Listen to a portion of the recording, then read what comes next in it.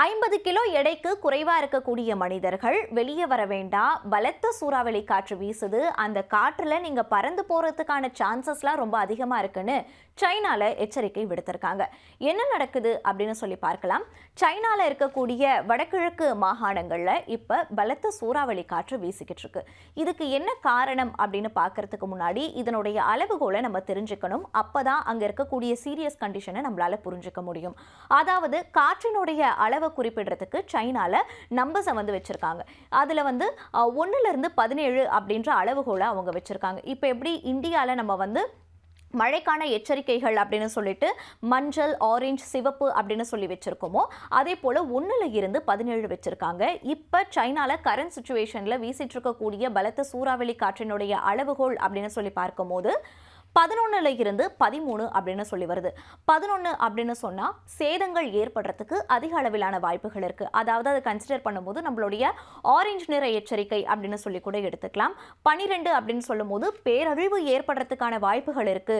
காடுகள் எல்லாம் ரொம்பவே அதிகமா சீர்குலையறதுக்கான வாய்ப்புகள் இருக்கு. தெருக்கள்ல இருக்க மரங்கள் எல்லாம் பிச்சுக்கிட்டு போறதுக்கான வாய்ப்புகள் இருக்கு அப்படின்றது இந்த 12 குறிக்குது.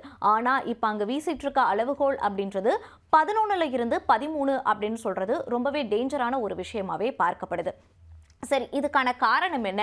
எதனால சைனாவுடைய வடகிழக்கு மாகாணங்கள்ல இப்ப சூறாவளி காற்று வீசுது அப்படின்னு சொல்லி பார்த்தா அதுக்கு பக்கத்துல இருக்கக்கூடிய மங்கோலியா, அதாவது ஏசியா கான்டினென்ட்ல இருக்கிறதுலயே மங்கோலியாவுடைய கிளைமேட் அப்படின்றது ரொம்பவே முற்றிலும் மாறுபட்ட ஒரு கிளைமேட்டாவே இருக்கும். அது சில பேருக்கு பிடிச்சதாகவும் அமையும். ஏன் அப்படின்னு சொல்லி பார்த்தோம்னா அங்க குளிர் அப்படின்றது ரொம்ப அதிக அளவில் இருக்கும். அதே போல இந்த சம்மர் சீசன் அப்படின்னு சொல்றது ரொம்ப குறைஞ்ச அளவிலான வெப்பமே அங்க இருக்கும் அப்படின்னு சொல்லப்படுது.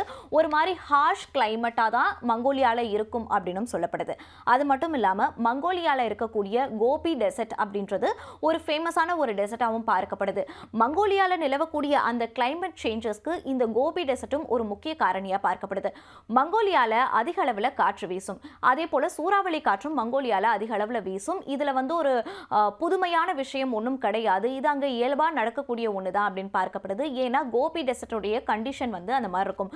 ரொம்பவே வறட்சியான ஒரு டெசர்ட். அது மட்டும் இல்லாம அங்க வீசக்கூடிய காற்று, அந்த காற்று தூசியையும் மணலையும் கிளப்பக்கூடியதாகவே இருக்கும்.